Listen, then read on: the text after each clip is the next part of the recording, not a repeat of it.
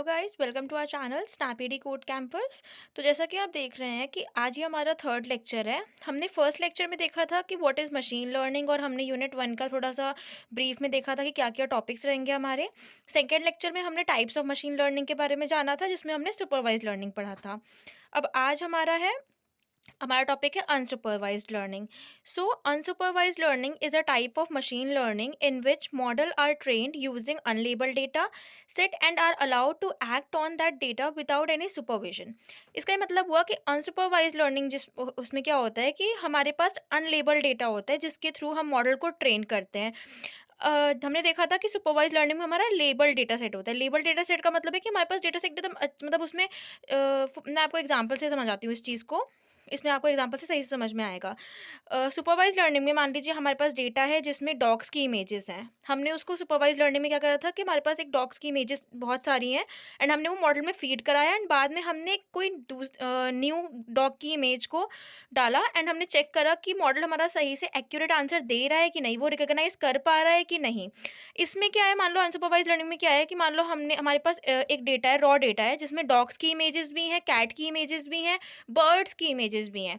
तो अनसुपरवाइज तो ये हमारा एक तरह से अनलेबल्ड डेटा है कि हमने एकदम सही से इसमें रिकॉग्नाइज नहीं करा हर चीज़ को, कि हमने डॉग्स की इमेजेस को अलग डाला हो, बर्ड्स की इमेजेस को अलग डाला हो, कैट की इमेजेस को अलग डाला हो। नहीं, हमने इसमें ऐसा नहीं करा। हमने इसमें सारी इमेजेस को एक साथ रख के एक साथ ही मॉडल में डाल दिया। तो ये होता है हमारा अनलेबल डेटा। तो अनसुपरवाइज लर्निंग क्या करता है, अनलेबल डेटा को प्रोसेस करता है, देन आउटपुट निकालता है। बेसिकली अनसुपरवाइज लर्निंग क्या करता है, पैटर्न्स को रिकॉग्नाइज करता है, उनको ग्रुप करता है एंड देन आउटपुट देता है। जैसे मैंने भी एग्जांपल बताया था कि डॉग्स की इमेज है, कैट की इमेज है, बर्ड की इमेज है। तो अनसुपरवाइज लर्निंग क्या करेगा, हमने एक इनपुट जैसे वर्किंग में आते हैं हम लोग, वर्किंग ऑफ अनसुपरवाइज लर्निंग। तो इनपुट रॉ डेटा है, मान लो वही डेटा है हमारे पास, उसमें हमारा कैट्स है, क्या कहते हैं, कैट्स है हमारा, मान लो डॉग्स की इमेजेस हैं और हमारा बर्ड्स की इमेजेस हैं, ठीक है। उसके बाद क्या हुआ कि सबसे पहले क्या हुआ, इंटरप्रिटेशन। इंटरप्रिटेशन का मतलब यहाँ पे है कि सबसे पहले वो पैटर्न्स, जो हिडन पैटर्न्स हैं उनको रिकॉग्नाइज करेगा इसमें, कि हाँ कैट की ये सारी इमेजेस हैं, डॉग की ये सारी इमेजेस है, बर्ड्स की ये सारी इमेजेस हैं।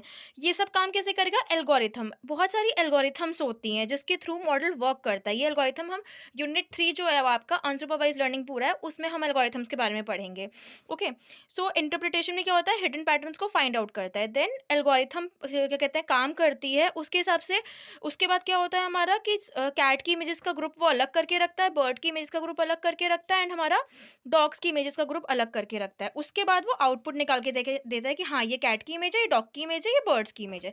तो ये हमारा पूरा अनसुपरवाइज लर्निंग में होता है। अब हम बात करते हैं टाइप्स ऑफ अनसुपरवाइज लर्निंग। तो बेसिकली हमारे दो टाइप होते हैं, एक होता है क्लस्टरिंग, दूसरा होता है हमारा एसोसिएशन। तो पहले हम आते हैं क्लस्टरिंग। क्लस्टरिंग में हमारा क्या होता है, it's a method of grouping the similar objects into clusters. इसमें क्या होता है कि जो भी सिमिलर ऑब्जेक्ट्स होते हैं उसको ये क्लस्टर्स में, एक ग्रुप्स में डिवाइड कर देता है। जैसे कि इसी हमने पहले वाले एग्जांपल में देखा था, कैट, डॉग्स और बर्ड्स वाला। तो कैट का एक अपना अलग ग्रुप होगा, डॉग का एक अपना अलग ग्रुप होगा, बर्ड्स का अपना एक अलग ग्रुप होगा। तो बेसिकली होता है, मान लो क्लस्टर वन में हमारे पास कैट की इमेजेस है, क्लस्टर टू में हमारे पास डॉग की इमेज है और क्लस्टर थ्री में हमारे पास बर्ड्स की इमेज है। तो ये होता है बेसिकली। अब बात आती है, अब हमारा दूसरा टाइप आता है एसोसिएशन। एसोसिएशन में क्या होता है, finding the relationships between variables in large data sets. Association हमारा रिलेशनशिप को फाइंड करता है, क्योंकि क्लस्टर क्या करता है, ग्रुप्स में अलग अलग डिवाइड कर देता है सिमिलर ऑब्जेक्ट्स को। एसोसिएशन में हमारा जैसे मान लो कि कोई कस्टमर है, तो बेसिकली हम यही मतलब इसमें रिलेशनशिप बनाता है, प्रीवियस डेटा को देखते हैं कि हाँ कोई कस्टमर ब्रेड ले रहा है तो इट्स टेंड टू बी कि अगर उसने एग लिया है तो वो मिल्क ज़रूर ही लेगा, या एक मतलब प्रिडिक्शन करते हैं कि हाँ वो मिल्क लेगा। जैसे मान लीजिए किसी ने ब्रेड लिया है तो हाँ वो बटर ले सकता है, जैम ले सकता है। तो ये सब क्या होती है, पॉसिबिलिटीज़ होती है, मेनली इसमें पॉसिबिलिटीज़ ढूंढते हैं। अब जैसे हमारा एसोसिएशन के और भी एग्जांपल्स, बेसिक जो एसोसिएशन है हमारा वो मार्केट एनालिसिस में बहुत काम आता है, सोशल मीडिया एनालिसिस में काम आता है। जैसे हम सोशल मीडिया यूज़ करते हैं तो आपको रिकमेंडेशन नहीं देता, फ्रेंड रिक्वेस्ट, जो आपके आपके ऑलरेडी फ्रेंड्स होते हैं उनके जो फ्रेंड्स होते हैं वो उनको रिकमेंड करता रहता है बार बार कि शायद आप इनको जानते हो। तो यहाँ पे होता है। जब हम शॉपिंग कर रहे होते हैं तो मान लो किसी ने क्या कहते हैं, शूज़ को सर्च किया है, तो वो क्या कहते हैं और भी रिकमेंडेशंस देता है कि हाँ, अगर मेंस सेक्शन में किसी ने शूज़ को किया है, तो वो बेल्ट की रिकमेंडेशन देता है, वॉचेस की रिकमेंडेशन देता है। इस तरह से रिकमेंड करता है, तो वो रिलेशनशिप्स को एक फाइंड आउट करने की ट्राई करता है कि हाँ, अगर इसने ये करा है, तो वो ये भी कर सकता है, उसने ये लिया है, तो वो ये भी ले सकता है, ये होता है। अब बात आती है एडवांटेजेस ऑफ अनसुपरवाइज्ड लर्निंग। तो ये कॉम्प्लेक्स टास्क के लिए ज़्यादातर यूज़ होता है, और दूसरा ये होता है एडवांटेज कि अनलेबल्ड डेटा ना जल्दी मिल जाता है in comparison to label data. Label data में हर चीज़ लेबल होनी चाहिए, अनलेबल डेटा जल्दी मिल जाता है कि हाँ, एक ग्रुपिंग होती है। तो अनसुपरवाइज्ड लर्निंग इसमें हमारा थोड़ा काम आ जाता है कि हाँ, वो पैटर्न्स को फाइंड आउट करके हर चीज़ को अलग अलग कर सकता है। दूसरा है हमारा डिसएडवांटेजेस ऑफ अनसुपरवाइज्ड लर्निंग। ये क्या होता है, इसका मतलब इसमें हमारा result of unsupervised learning might be less accurate as input is not label. इसकी मेन डिसएडवांटेज यही है कि हाँ, हमारे पास लेबल डेटा नहीं होता, तो कभी कभी क्या हो सकता है कि हमारा एक्यूरेट आउटपुट नहीं आता। जबकि सुपरवाइज लर्निंग में हमारा आउटपुट जो होता है वो एक्यूरेट होता है कि हाँ, हमने ढेर सारी कैट की इमेजेस को फीड कराया, हमने मॉडल को लर्न कराया कि हाँ, ये इमेज डॉग की है या ये इमेज कैट की है।